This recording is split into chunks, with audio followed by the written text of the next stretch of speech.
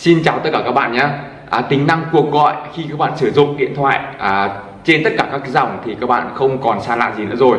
Nhưng những cái tính năng hay, đặc điểm trên từng điện thoại cũng như là trên từng dòng máy thì các bạn có thể là chưa tìm hiểu hết, hoặc là các bạn chưa dùng hết những tính năng đó. Và hôm nay những bạn nào đang dùng iPhone, mình sẽ hướng dẫn cho các bạn cách các bạn có thể sử dụng tính năng cuộc gọi với nhiều những cái tính năng cũng như là những cái mẹo hay khi các bạn dùng để có thêm những cái trải nghiệm mới khi các bạn sử dụng nhé. Các bạn cùng theo dõi nhé. Rồi, cái tính năng đầu tiên mà mình cũng thấy rất là hay khi các bạn sử dụng cuộc gọi, mình lấy ví dụ như các bạn đang có một cuộc gọi này chẳng hạn, mà các bạn trong quá trình các bạn sử dụng cuộc gọi ấy, các bạn muốn thao tác và các bạn muốn vào ứng dụng Facebook, các bạn đang tức là dở dang công việc ở Facebook chẳng hạn, thì các bạn vẫn vào bình thường nhé. Hoặc là các bạn có thể vào bất kỳ một cái tiện ích nào, ví dụ như máy tính này đó, hoặc là Zalo đấy, mà các bạn muốn quay trở lại nhé. Các bạn quay trở lại thì nó vẫn quay như bình thường đấy. Các bạn chỉ việc bấm vào cái phần đây này, các bạn chỉ việc chọn vào cái phần cuộc gọi ở trên góc trái này nhé. Đấy, các bạn vẫn có thể trở lại. Còn không thì các bạn vẫn có thể vào ví dụ như Zalo này đấy, hoặc là các bạn vào tất cả những cái ứng dụng khác đấy. Một khi các bạn quay trở lại, các bạn chỉ việc chọn vào và các bạn kết thúc cuộc gọi là xong. Cái tính năng tiếp theo mà mình muốn giới thiệu đó là khi các bạn đang có một cái cuộc gọi, các bạn đang gọi cho người thân bạn bè một cái cuộc trò chuyện, mà các bạn muốn xem thêm cái phần danh bạ ở trên điện thoại của các bạn ấy, thì các bạn cũng có thể nhìn vào cái phần giao diện này. Các bạn vẫn chọn cho mình vào phần danh bạ bình thường nhé. Đấy, các bạn vẫn có thể chọn xem những cái danh bạ nếu mà các bạn cần nhé. Rồi, và tiếp theo này, nếu các bạn muốn thêm một cái danh bạ, số danh bạ mới thì các bạn cũng có thể chọn vào nhé. Các bạn cũng có thể chọn trực tiếp vào cái phần danh bạ này. Đấy, và các bạn chọn vào phần dấu cộng này. Đấy, các bạn chọn ví dụ như họ này. Đấy, các bạn chọn là ví dụ như mình chọn Tân chẳng hạn. Đấy, các bạn chọn vào phần thêm số điện thoại này. Đấy, đấy 2 3 4 5 6 7 này. Đấy, mình ví dụ vậy nhá. Các bạn chọn xong này.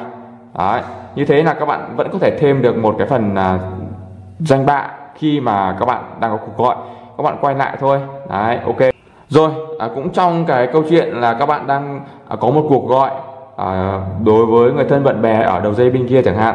Rồi, nhưng ở bên đầu dây bên này các bạn cũng cần trao đổi một số câu chuyện, một số thông tin đối với những cái người trò chuyện xung quanh ở đầu dây bên này, và các bạn không muốn người ở bên kia nghe thấy, hoặc là không muốn ảnh hưởng cái cuộc trò chuyện của các bạn. Đấy, thì các bạn có thể là chọn cho mình cái phần là tắt tiếng ở đây nhé.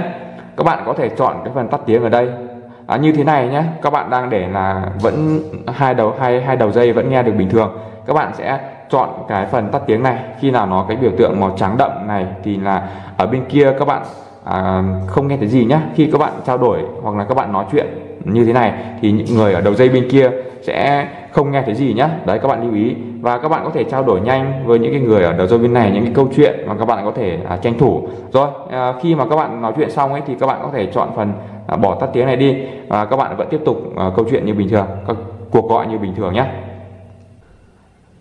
Khi các bạn đang có cuộc trò chuyện mà các bạn không muốn nghe cái phần loa trong của điện thoại, các bạn muốn cầm trực tiếp ở trên tay này đưa ra bên ngoài, các bạn không muốn đưa lên tai các bạn nghe ấy, thì các bạn có thể chọn cái chức năng loa ngoài như thế này nhé. Các bạn bật nó đậm, cái loa nó đậm như thế này thì cái âm thanh các bạn đang nghe nó sẽ là cái phần loa ngoài nó sẽ to hơn. Còn các bạn muốn đưa lên tai thì các bạn có thể tắt đi, các bạn đưa lên tai bình thường. Rồi, trong quá trình các bạn thực hiện cuộc gọi đó như thế này nhé, các bạn cũng có thể tắt muốn tiết kiệm cái phần pin của các bạn, hoặc là các bạn không muốn những cái người ngoài các bạn nhìn thấy biết là các bạn đang gọi cho ai, thì các bạn có thể khóa màn hình như thế này. Các bạn nhấn cái nút khóa màn hình nhé, nút nguồn ấy đó. Các bạn có thể tắt cái phần màn hình tối đi đó. Khi các bạn cần, các bạn vẫn có thể chạm lên đấy, cuộc gọi của các bạn vẫn đang hiển thị bình thường. Rồi, trong quá trình các bạn sử dụng cuộc gọi thoại ở trên điện thoại iPhone mà các bạn đang gọi cho những người bạn thân bạn bè cũng đang sử dụng iPhone, mà các bạn muốn sử dụng cái tính năng cuộc gọi FaceTime ở trên điện thoại iPhone ấy, thì các bạn có thể chọn trực tiếp ở đây, các bạn không cần phải tắt đi. Mình lấy ví dụ, các bạn sẽ chọn ngay phần FaceTime này thì ngay lập tức cái phần FaceTime nó sẽ kết nối đến cái phần điện thoại của người thân bạn bè ở bên kia nhé.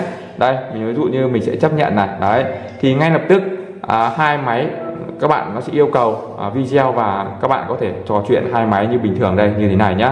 Đó. Rồi, tiếp tục với những cái tính năng ở trên cuộc gọi. Các bạn đang có cuộc gọi như thế này mà các bạn muốn thêm một cái cuộc gọi nữa thì các bạn có thể chọn ngay vào cái phần này là thêm cuộc gọi nhé. Các bạn nhìn chưa? Đó, vẫn giữ nguyên cuộc gọi này, các bạn không cần phải tắt, các bạn chỉ việc chọn thêm cuộc gọi này và các bạn sẽ chọn cái phần là cuộc gọi. Các bạn chọn tên, đấy, chọn tên của người gọi nhé. Mình lấy ví dụ như mình sẽ chọn cái phần là bạn này chẳng hạn, mình tiếp tục gọi và các bạn thấy là đang hai cuộc gọi đang song song nhé. Khi các bạn kết thúc cuộc gọi này thì các bạn sẽ ví dụ mình kết thúc cuộc gọi, mình mới thêm nhé, mình tắt đi này và cái cuộc gọi đầu tiên các bạn vẫn còn đang hiển thị ở đây. Thì đó là những cái tính năng hay khi các bạn sử dụng cuộc gọi cho điện thoại iPhone. Hy vọng với những cái hướng dẫn và những cái giới thiệu vừa rồi thì các bạn có những cái trải nghiệm tốt hơn, mới hơn khi các bạn sử dụng tính năng cuộc gọi nhé. Và nếu các bạn thấy hay, nhớ ủng hộ mình bằng cách các bạn like video và chia sẻ cho người thân bạn bè được biết cái video này của mình nhé. Hẹn gặp lại các bạn trong video gần nhất của mình. Những bạn nào lần đầu tiên ghé kênh, vẫn như thường lệ các bạn hãy nhấn cho mình thêm một nút đăng ký để ủng hộ mình nhé, tạo thêm động lực để mình ra những video mới hàng ngày nhé.